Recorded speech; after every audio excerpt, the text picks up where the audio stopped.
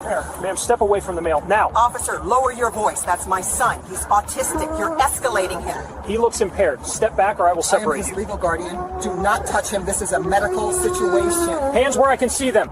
If you grab him, he will panic. Remember... The dashcam footage didn't lie, but it also couldn't capture the sheer absurdity of the moment. It was a bright Tuesday afternoon, exactly 2:14 p.m., when a decorated career ended and a city's budget was about to take a nearly $1 million hit. Officer Kyle Miller, 28 years old and convinced he was the thin blue line standing between order and chaos, sat in his patrol car watching a scene unfold that he completely misunderstood. Across the lot of the sprawling Washington Park, Dr. Eleanor Vance was trying to get her son into her silver Lexus SUV. Eleanor was 54, a woman of immense dignity, the chief of neurology at St. Jude's Hospital, and a board-certified specialist who had spent 3 decades saving lives. But to Officer Miller, watching through a windshield tainted by his own biases, she wasn't a doctor. She was just a black woman struggling with a large, resistant man near a luxury vehicle. The man was Marcus Eleanor's 22-year-old son. Marcus was 6 feet 2 inches tall, broad-shouldered, and severely autistic. He was nonverbal and was currently experiencing what Eleanor knew to be a mild sensory processing delay.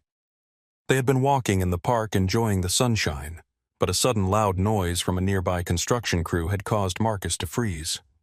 He planted his feet, rocked slightly, and made a low humming sound. It was his way of regulating his nervous system.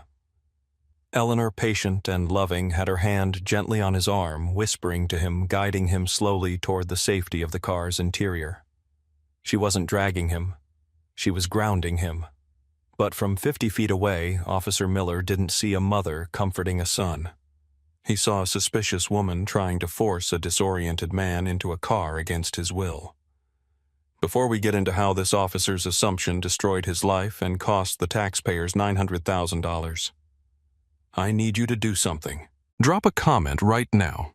Have you ever been misjudged by someone in authority based solely on how things looked? Type yes or no below. And if you believe that police need better training on interacting with the autistic community, hit that subscribe button. This story is going to make your blood boil, but you need to hear how it ends. Miller put his cruiser in drive and rolled up behind the Lexus, blocking Eleanor in. He didn't run the plates. If he had, he would have seen the vehicle was registered to Dr. Eleanor Vance with a clean record. Instead, he stepped out, adjusting his belt, already deciding that he was interrupting a kidnapping, or perhaps a domestic dispute involving a drugged victim. He walked with that swagger, the one chest-out hand resting near his holster, convinced he was about to be a hero. Eleanor heard the boots crunching on the gravel and turned. She didn't look afraid. She looked annoyed. She was in the middle of a delicate medical intervention with her son, and she knew exactly how fragile Marcus's equilibrium was right now. "Ma'am, step away from the male subject," Miller commanded, his voice booming across the quiet parking lot. Eleanor didn't let go of Marcus. She knew that if she broke physical contact now, Marcus might panic. She kept her voice level, the same tone she used when commanding a surgical theater. "Officer, please lower your voice. This is my son. He is autistic and having a sensory episode. I need you to give us space so I can get him seated." Miller didn't hear son or autistic. He heard noncompliance. He looked at Marcus, a large grown man rocking back and forth, looking at the ground, unresponsive to the uniform. To Miller, Marcus looked intoxicated or drugged. "I said step away from the vehicle and the individual now. He looks like he's under the influence." "Are you trying to force him into this car?" "I am not forcing him," Eleanor said, turning her body slightly to shield Marcus from the officer's aggressive stance. "I am his mother and his legal guardian. He is nonverbal. You are escalating a situation that is under control. I am Dr. Eleanor Vance, and I am asking you to step back." Miller's face flushed. He was 28 with 4 years on the force, and he hated being told what to do, especially by a woman he had already categorized as a suspect. "I don't care who you say you are. I'm conducting an investigation. Step away or I will make you step away." He unsnapped the retention strap on his holster. The situation had gone from 0 to dangerous in under 60 seconds, all because one man couldn't imagine that the scene before him was innocent. Eleanor realized immediately that logic wasn't working. She needed to de-escalate this for Marcus's sake, but Miller was making it impossible. Marcus, sensing the tension, and the new aggressive stranger began to hum louder, his hands flapping slightly, a self-soothing stim. To Officer Miller's untrained and prejudiced eye, this looked like the victim was signaling for help or preparing to fight. "Sir, listen to me closely," Eleanor said, her voice dropping an octave, becoming steel. "He is not on drugs. He has autism. If you grab him, he will fight back out of fear, not aggression. You are creating a danger where there is none. I have his guardianship papers in my purse in the front seat. Let me get them." "Don't reach for anything," Miller shouted, his hand now gripping the handle of his service weapon. "Hands where I can see them. You are detaining this man against his will. I'm separating the parties." Miller moved in, reaching out to grab Marcus's arm to pull him away from Eleanor. This was the critical error. The moment Miller's hand clamped down on Marcus's bicep, the young man yelped a high-pitched sound of pure terror. He didn't understand why this stranger was touching him.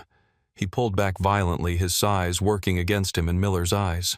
Miller stumbled back and immediately unholstered his taser. "He's resisting, ma'am. Get on the ground. You are under arrest for kidnapping and obstruction," Miller yelled, panic creeping into his voice. He was losing control of a situation he had created. "Do not touch him," Eleanor screamed, breaking her calm for the first time.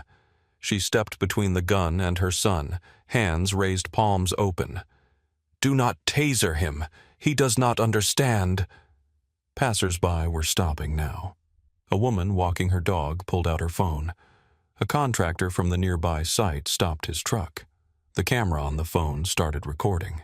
It captured a 54-year-old woman in a blazer and slacks, standing protectively in front of a terrified young man while a young officer pointed a taser at them, screaming commands that made no sense. "Get on the ground now!"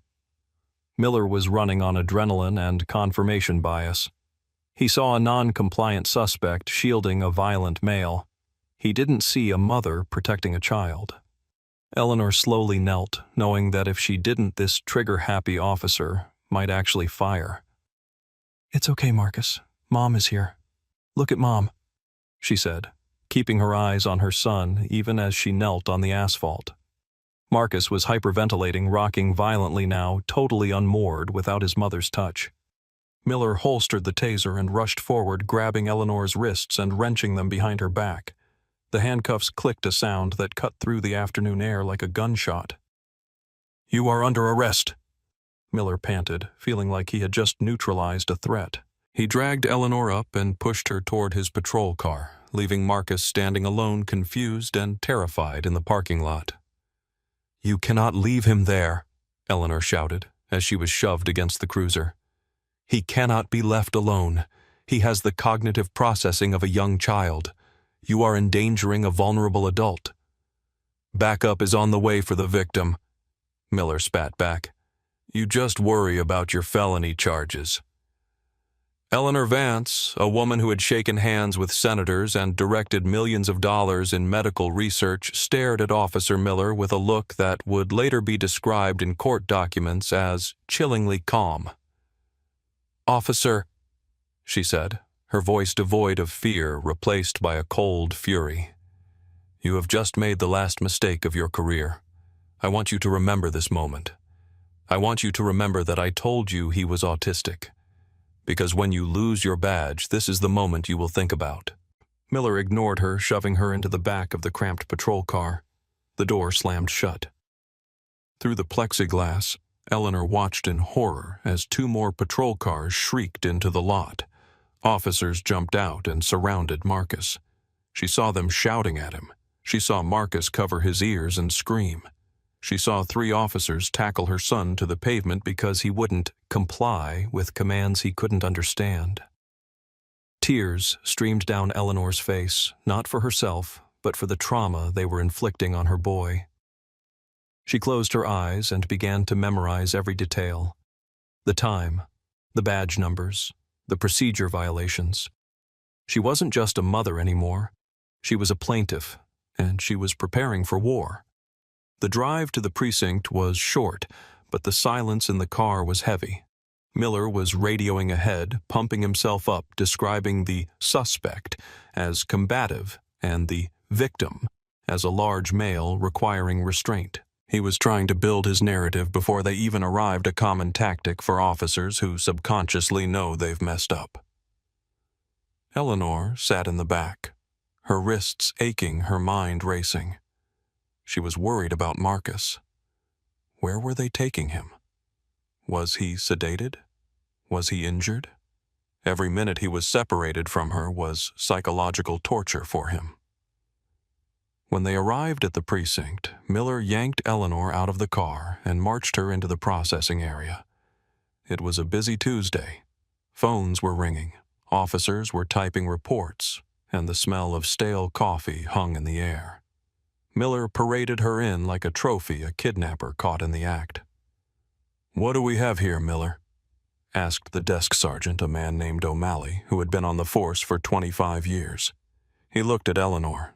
He saw the tailored blazer, the expensive watch, and the way she held her head high despite the handcuffs. He frowned. Something didn't look right. "Kidnapping, obstruction, resisting arrest," Miller announced proudly. "Caught her in the park trying to force a drugged male into a vehicle. Had to separate them. Male subject was combative backup, took him to County General for eval." Eleanor spoke before Miller could continue. "I am Dr. Eleanor Vance. The male subject is my son, Marcus Vance. He is autistic.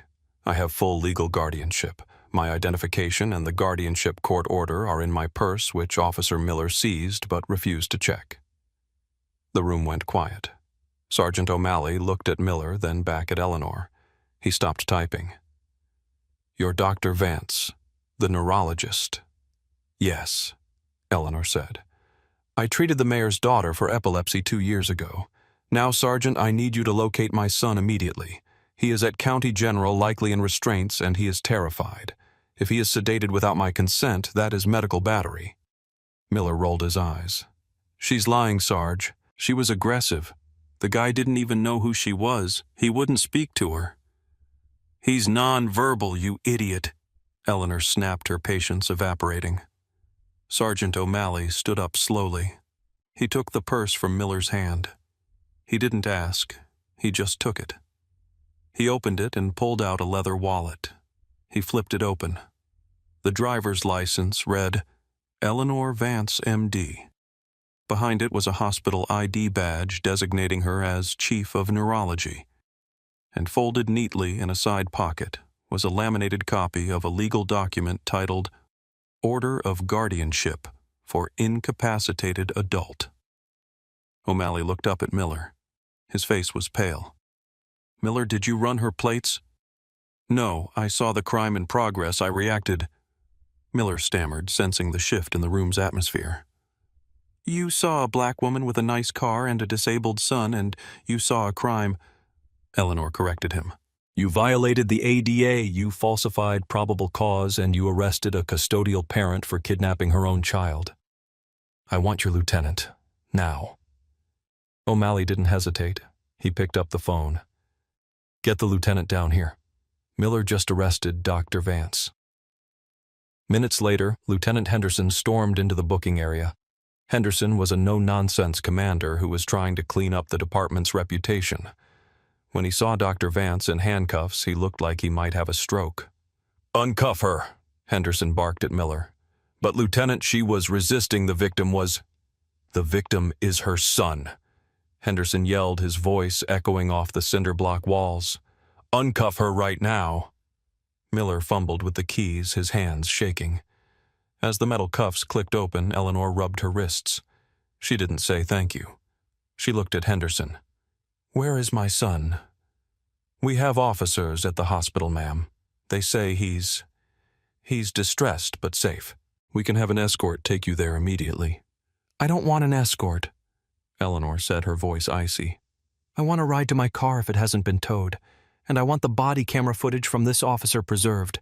Do not delete a single second of it."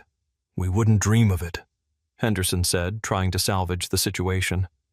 "Dr. Vance, I am incredibly sorry. This was a grave misunderstanding. Officer Miller is young. He is dangerous." Eleanor cut him off. "He profiled me. He traumatized a disabled man. He refused to look at evidence that would have cleared this up in 10 seconds. That isn't a misunderstanding, Lieutenant. That is incompetence and bias. And I assure you my lawyer will be in touch before the sun goes down." Eleanor walked out of the precinct with her head high, but inside she was trembling with rage.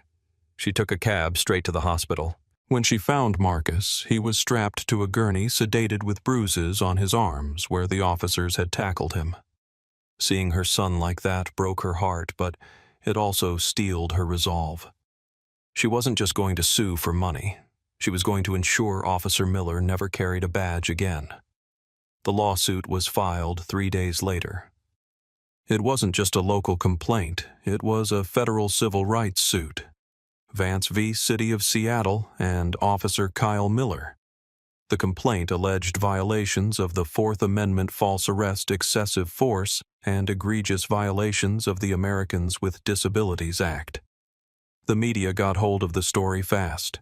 The headline was everywhere: "Hero doctor arrested for kidnapping her own son." But the real smoking gun was the video. The bystander video from the parking lot was released online, and it was damning. It showed a calm, reasonable woman pleading with an aggressive, shouting officer. It showed Miller escalating, Miller grabbing Miller, ignoring the warnings. Then the body cam footage was released as part of the discovery phase. It was even worse.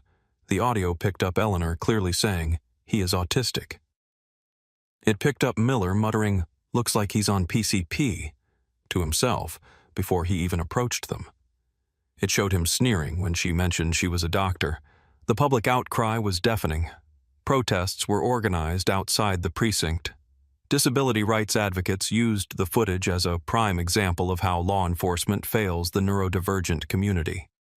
The city attorney took one look at the case files, the video, and the credentials of the plaintiff, and told the mayor, "We cannot go to trial. We will be destroyed. The jury will give her $10 million if they see those bruises on that boy." They offered a settlement. Eleanor rejected the first 2 offers. She wasn't interested in a quick payoff. She demanded structural change. She demanded that the department implement mandatory intense training on interacting with autistic individuals led by experts, not other cops. And she demanded that Miller be fired. The union tried to fight it, claiming Miller had qualified immunity and was acting in good faith. But the internal affairs investigation fueled by the pressure of the federal lawsuit found that Miller had violated 6 different department policies, including failure to investigate discourtesy and unlawful detention. 6 months after the incident, the city caved. They agreed to a settlement of $900,000. But for Eleanor, the money was secondary. The real victory came 2 weeks later. The police chief held a press conference announcing that Officer Kyle Miller's employment had been terminated. Furthermore, the state licensing board had decertified him. He could not just move to the next town over and be a cop there. His career in law enforcement was over. Eleanor took the $900,000 check and didn't spend a dime on herself. She used it to start the Marcus Initiative, a non-profit organization dedicated to training first responders on how to recognize and safely interact with people on the autism spectrum. In the final scene of our story, we see Eleanor and Marcus back in the park a year later. It is a beautiful autumn day. Marcus is sitting on a bench, watching the leaves fall, a small smile on his face. Eleanor sits next to him, holding his hand. The trauma of that day has left scars. Marcus is more afraid of uniforms now, more hesitant in public, but they are healing. Eleanor looks at her son, then looks directly at us, the audience. Her voiceover comes in calm and wise. "Justice isn't just about punishing the wrongdoer," she says. "It's about ensuring that the next mother, the one who doesn't have my title or my resources, doesn't have to watch her son be tackled for the crime of being different. We force them to listen. but we shouldn't have had to shout. This story is a reminder that authority without empathy is dangerous. Officer Miller saw what he expected to see, not what was there. He let his bias overwrite his training, and it cost him everything. What do you think? Was $900,000 enough for the trauma caused to Marcus? And do you think police departments in your area are trained to handle autism? Let me know in the comments below. If this story moved you, please share it. Awareness is the first step to change. Thanks for watching and stay safe out there. Now, don't make this harder than it has to be. Officer, am I being detained? Yes or no? I asked you a question. You're refusing a lawful order. No, I'm refusing an unlawful one. I'm legally parked, and you have no reasonable suspicion. Step out of the vehicle right now. I'm stepping out under protest, and for the record, you're violating. The dashboard camera of the patrol unit didn't blink. It didn't judge. It simply recorded the heat shimmering off the asphalt of the university parking lot on that bright, unseasonably warm Tuesday afternoon. And Officer Kyle Bannon, sitting in the air-conditioned cabin of his cruiser, had absolutely no idea that the man he was staring at through his aviator sunglasses, a man sitting quietly in a silver Lincoln Navigator, held the power to sign arrest warrants, authorize wiretaps, and determine the fate of families in 3 counties. The man in the Lincoln wasn't a drug dealer. He wasn't a lookout for a burglary ring. He was the Honorable Marcus Thorne, presiding judge of the juvenile court, a man who had spent 30 years navigating the complex machinery of the American legal system. And he was about to become the victim of the very system he represented. Before we get into the details of this infuriating encounter, I need you to take a second. Look at where you are right now. Imagine you are just sitting in your car waiting for your son to finish his college lecture. You've done nothing wrong. You are bothering no one. Now imagine a stranger with a gun and a badge decides you don't belong there. If you believe that a badge shouldn't be a shield for bigotry, hit that like button and subscribe. This story is going to make your blood boil, but you need to see how it ends. Marcus Thorne was 58 years old, and he carried the weight of his office in the lines of his face and the deliberate way he moved. He was dressed in a charcoal bespoke suit, the tie loosened just a fraction at the collar, having just come from a morning hearing involving a complex custody battle. He was parked in a designated visitor spot at Oak Creek University, waiting for his 19-year-old son Julian to finish a biochemistry final. Marcus had promised to take him out for an early dinner to celebrate. The Lincoln's engine was off. The windows were cracked slightly to let in the breeze, and Marcus was reviewing a case file on his tablet. He was calm. He was exactly where he had the right to be. But to Officer Kyle Bannon, Marcus Thorne was just a suspicious black male in a car that looked too expensive for him to own. Bannon was 28 with only 4 years on the force. He had a reputation in the precinct, though not the kind you want. He was known for being proactive, a code word among certain officers for harassing citizens in minority neighborhoods. Bannon had been patrolling the perimeter of the campus, ostensibly looking for parking violators, but in reality, he was hunting. He saw the silver Lincoln. He saw the dark skin of the driver. And in his mind, the narrative was already written. He didn't see a judge. He saw a target. Bannon pulled his cruiser up behind the Lincoln, blocking it in. He didn't hit the siren, just the lights a quick flash to assert dominance. Marcus looked up from his tablet, checking his rearview mirror. He frowned. He knew the vehicle code inside and out. He was parked legally. The meter was paid. There was no reason for a police interaction. He watched as Bannon stepped out of the cruiser. The officer didn't walk with the professional gait of a public servant. He walked with the swagger of a gunslinger, hand resting on his belt close to his service weapon, chin up, shoulders rolled back. Marcus placed his tablet on the passenger seat. He knew the drill. He had given the talk to his son a dozen times. Keep your hands visible. Don't make sudden moves. Speak clearly. It was a bitter irony that after 3 decades of practicing law, after serving as a prosecutor and then a judge, he still had to follow the survival guide for black men in America. He placed both hands on the top of the steering wheel at the 10 and 2 positions. He waited. He didn't roll the window down all the way, just enough to communicate. He wasn't going to give up his rights. But he wasn't going to give this officer an excuse to shoot him either. Officer Bannon approached the driver's side window, leaning in close, his reflection distorted in the glass.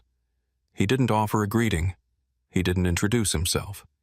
He just stared at Marcus for a long, uncomfortable silence, a tactic designed to induce nervousness. But Marcus Thorne didn't get nervous. He presided over courtrooms filled with murderers, gang leaders, and high-priced defense attorneys. He had been threatened by experts. A staring contest with a 28-year-old patrolman wasn't going to rattle him. "Can I help you, officer?" Marcus asked. His voice was a deep baritone, steady and resonant.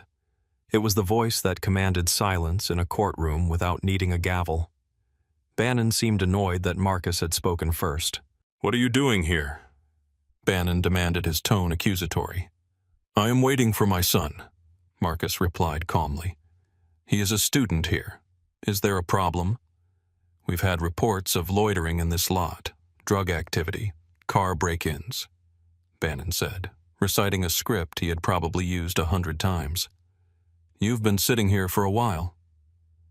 "I've been here for 15 minutes, Marcus corrected him. "And waiting for a student in a visitor lot is not loitering, it's parking. As for drug activity, I haven't seen any." Bannon didn't like the pushback. He wasn't used to people answering back with full sentences and proper diction. He was used to fear. He was used to submission. "I'm going to need to see your license and registration," Bannon snapped, tapping his fingers against the doorframe. Marcus didn't move his hands from the steering wheel. This was the pivot point. This was the moment where the Constitution met the pavement. Marcus knew the law better than Bannon ever would. Under the Fourth Amendment, a police officer cannot detain a citizen or demand identification without reasonable articulable suspicion that a crime has been, is being, or is about to be committed. Sitting in a car while black was not a crime. "Officer," Marcus said, his voice dropping an octave, becoming more authoritative. "Am I being detained?" Bannon blinked. It was the question every bad cop hated. "I asked for your ID." "And I am asking if I am being detained," Marcus repeated. "Because if I am not being detained, I am under no legal obligation to provide identification to you. This is a consensual encounter, and I do not consent to a search or a seizure of my papers. Unless you can articulate a specific crime you suspect me of committing, I'd like you to move your cruiser so I can leave once my son arrives." The air around the car seemed to thicken. Bannon's face turned a shade of red that clashed with his uniform. He wasn't hearing a citizen asserting his rights. He was hearing a challenge to his authority. And in Bannon's world, challenges had to be crushed. "You're refusing a direct order," Bannon asked, his voice rising. "I am refusing an unlawful command," Marcus corrected. "There is a difference. Delaware v. Prowse establishes that you cannot stop motorists to check their license and registration without reasonable suspicion. You have none. My car is legally parked. I am engaging in no illegal behavior. You are fishing, officer, and you are fishing in the wrong pond." Bannon took a half-step back and unsnapped the retention strap on his holster. He didn't draw the weapon, but the threat was clear. It was a movement meant to terrify. "Step out of the vehicle," Bannon commanded. "Now." Marcus Thorne watched the officer's hand move to the holster. His heart rate increased, a physiological response even a judge couldn't control, but his mind remained cold and analytical. He was calculating the odds. If he stayed in the car, Bannon might escalate to breaking the window or claiming Marcus was reaching for a weapon. If he got out, he was exposing himself to physical assault. But getting out also meant there would be more visibility. "I will step out of the vehicle," Marcus announced, clearly narrating his actions for the benefit of the dashboard camera and the body camera he hoped Bannon was wearing.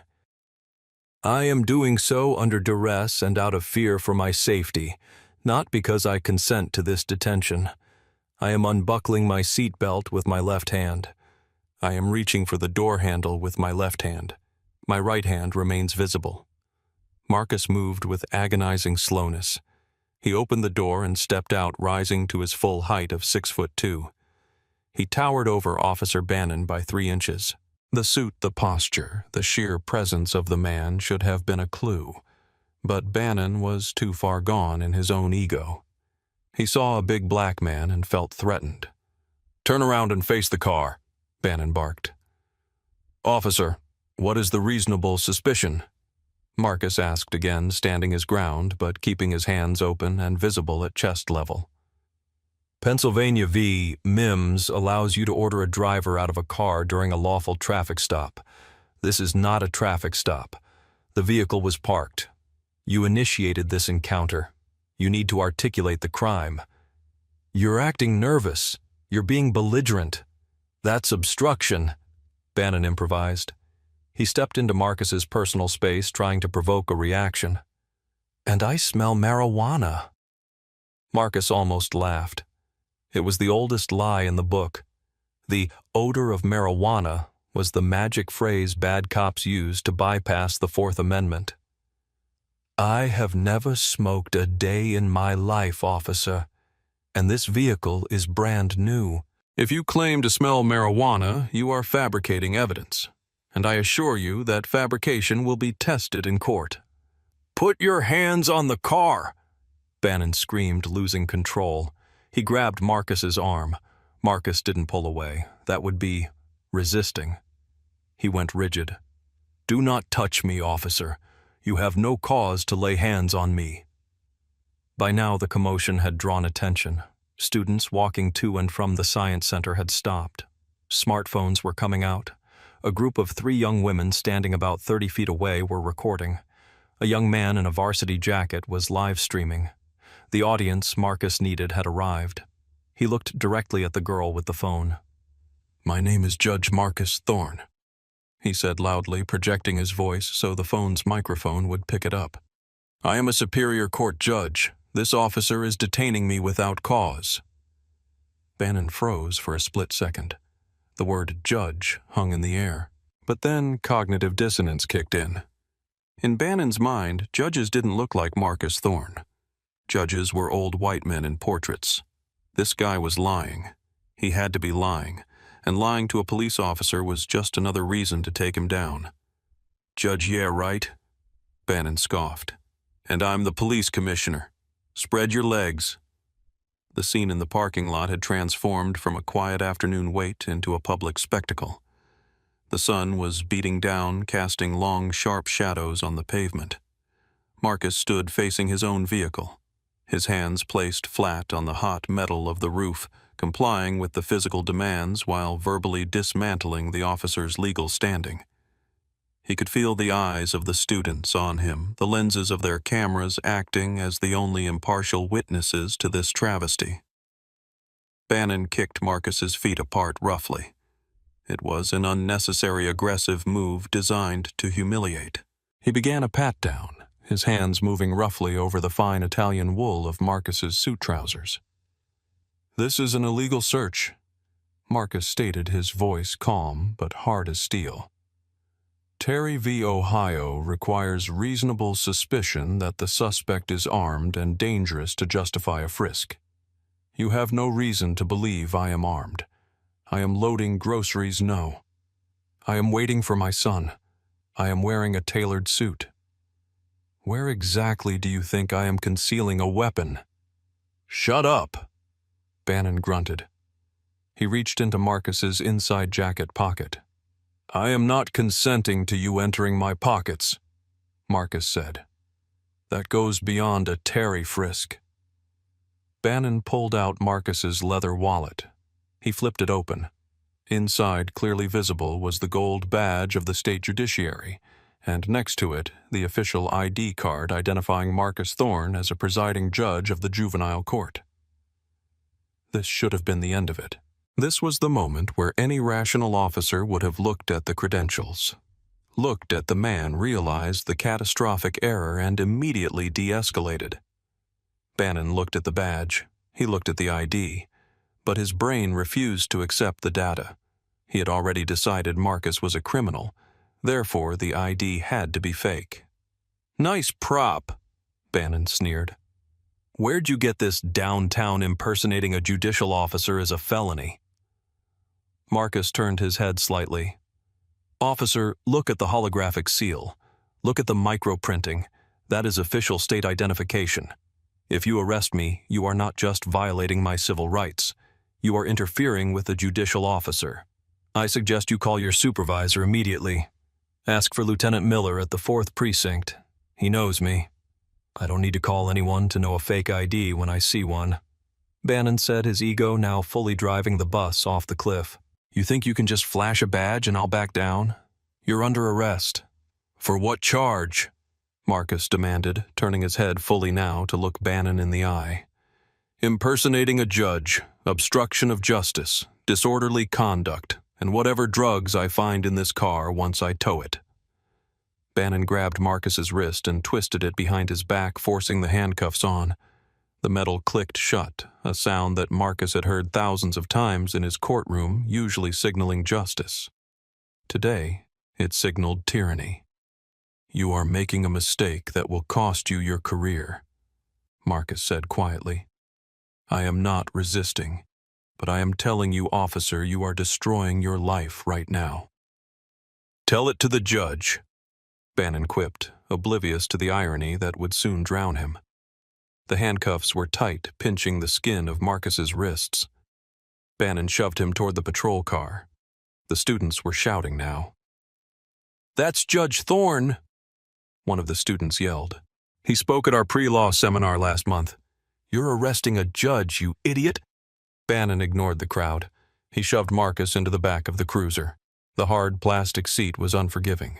The cage separated him from the front, a barrier designed to dehumanize the occupant. Marcus maneuvered himself as best he could, his shoulders aching from the angle of his arms. He took a deep breath. Anger was useless here. Panic was the enemy. He needed to be a camera. He needed to record every word, every sensation, every violation. Bannon got into the front seat. He was pumped full of adrenaline, breathing hard. He picked up the radio. Dispatch 1 under. Male black. Charges include impersonating an officer, obstruction. Requesting a tow for the subject's vehicle. Copy that. The dispatcher's voice crackled. Subject's name. Claims to be... Bannon chuckled a sound that would later be played for a jury to devastating effect. Claims to be a Marcus Thorne. Has a fake judicial badge. There was a pause on the radio, a long pause. Unit 2, Alpha. The dispatcher came back, her voice sounding different, confused. Did you say Marcus Thorne confirm spelling? Thorne.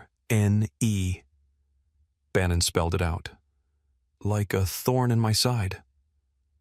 Marcus sat in the back, closing his eyes. He visualized the complaint he would draft. 42 U.S.C., Section 1983. Civil action for deprivation of rights. He mentally outlined the paragraphs. The false arrest, the excessive force, the malicious prosecution. Bannon put the car in drive and pulled out of the parking lot, leaving Marcus's Lincoln and his bewildered son, who was just walking out of the science building, behind. As they drove to the station, Bannon kept glancing in the rearview mirror, expecting Marcus to start begging or bargaining. That's what guys like this usually did. But Marcus sat in silence. A heavy, terrified silence that Bannon mistook for defeat. He didn't realize it was the silence of a man gathering the wrath of God. You're quiet back there now, Bannon taunted. Realize the fake badge gig is up.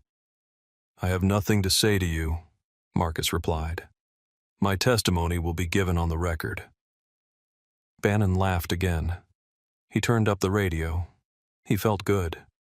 He had taken a predator off the streets. He had no idea he was driving a hearse for his own future. The drive to the precinct took 12 minutes. When they arrived, Bannon pulled into the Sally Port, the secure garage where arrestees were unloaded. He hauled Marcus out of the car and marched him into the processing area. The precinct was busy. Phones, ringing, officers typing reports, the hum of fluorescent lights. At the booking desk sat Sergeant Thomas Miller. Miller was 60 years old, a 30-year veteran who was counting the days to retirement. He had seen it all. He was drinking lukewarm coffee and reviewing a shift schedule when Bannon walked in, pushing Marcus Thorne ahead of him. Miller looked up. He saw Officer Bannon looking triumphant. Then he looked at the man in handcuffs. Miller dropped his coffee cup. It hit the desk, brown liquid splashing over his paperwork, but he didn't even notice. He stood up so fast his chair knocked over backward with a loud clatter. The entire room went silent. "What in the hell have you done?" Miller whispered. His face had gone pale. "Got a good one, Sarge," Bannon said, oblivious to the terror in his supervisor's eyes. "Impersonating a judge, fake ID, resisting. Found him loitering at the college." Miller came around the desk. He didn't walk. He ran. He pushed Bannon aside physically, almost knocking the younger officer over. "Uncuff him!" Miller roared. "Uncuff him right now! Sarge!" Bannon looked confused. "He's a suspect. He's got a fake—" "That is Judge Marcus Thorne, you imbecile!" Miller screamed, his voice cracking. "He is the presiding judge of the juvenile court I testified in front of him last Tuesday. Get those cuffs off him before I rip your arms off." Bannon froze. The blood drained from his face. He looked at Marcus. He looked at Miller. The reality hit him like a freight train. The prop ID, the suit, the calm demeanor, the students yelling. I thought," Bannon stammered. "Give me the keys." Miller snatched the key from Bannon's belt. His hands were shaking as he unlocked the cuffs on Marcus's wrists. As the metal clicked open, Marcus rubbed his wrists. He didn't shout. He didn't yell. He looked at Sergeant Miller with a gaze that could peel paint. "Sergeant Miller," Marcus said softly. "Judge Thorne," Miller said, his voice trembling. "I am so sorry. I don't have words. We will fix this." "There is no fixing this, Sergeant," Marcus said. "I want my property returned. I want the body camera footage secured immediately. I want this officer's badge number written down. And I want to speak to the captain. Now." Bannon stepped back, hitting the wall. He looked small. He looked like a child who had just realized he had burned down the house. Other officers were staring, whispering. The atmosphere in the room was heavy with the realization of the catastrophe that had just occurred. "Officer Bannon," Marcus said, turning his gaze to the young man. "You asked me if I knew the law. I do, and you are about to receive a very thorough education in it." The next 3 hours were a blur of bureaucratic panic. The captain arrived from his home within 20 minutes, breathless and apologetic. The chief of police was on the phone. The mayor's office was notified. Marcus Thorne sat in the captain's office not as a suspect but as an accuser. He refused the water they offered. He refused the comfortable chair. He stood pacing, dictating his demands. He walked out of the station 2 hours later, escorted by the chief of police himself. His son Julian was waiting outside, terrified and confused. Marcus hugged his son, the first crack in his armor showing as his eyes welled up. He had been terrified not for himself, but for what could have happened if Julian had been the one in that car. Julian didn't have a judicial badge. Julian didn't know the case law. If Bannon had treated a judge this way, what would he have done to a 19-year-old student? The lawsuit was filed on Friday morning. It wasn't just a complaint. It was a scorched earth legal offensive. Thorne v. City, Bannon et al. It cited unlawful seizure, false arrest, excessive force, and violation of the Equal Protection Clause. But the real damage was done in the court of public opinion. The video from the students hit social media that evening. By morning, it had 4 million views. The image of a distinguished black man in a suit being kicked and cuffed by a sneering young officer was powerful. When the news broke that the man was a sitting judge, the story went nuclear. The internal affairs investigation was swift and brutal. They pulled Bannon's records. They found what Marcus suspected, a pattern. Disproportionate stops of minority drivers. Complaints of rudeness and aggression that had been swept under the rug. Stop and frisk, encounters with no paperwork filed. Bannon wasn't just a bad apple. He was a liability that the department had ignored for years. The dashcam footage was released 2 weeks later. It was damning. The audio captured Bannon's mockery, his refusal to look at the ID, his fabrication of the marijuana smell. It was a textbook example of racial profiling. There was no defense. The police union, usually quick to defend their own, stayed silent. There was no spinning this. Marcus did an interview with a national news anchor. He sat in his library, surrounded by law books. "It's not about me," he told the camera. "I have the power to fight back. I have the resources.